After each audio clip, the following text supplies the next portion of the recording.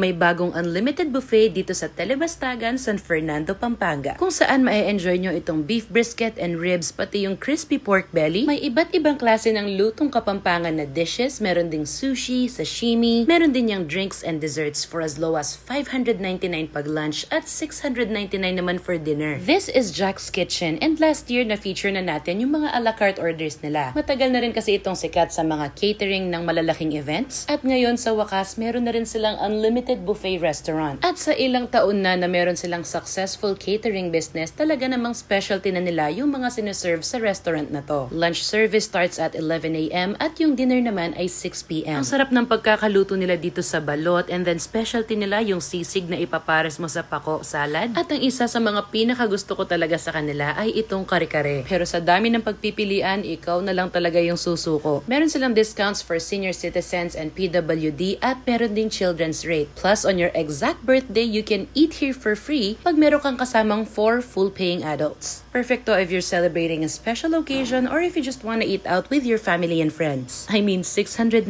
for an unlimited dinner, tapos almost 25 different dishes yung pagpipilian. Sobrang sulit, guys. Kaya kung naghahanap kayo ng bagong buffet na pupuntahan, itry nyo na dito sa Jack's Kitchen and enjoy!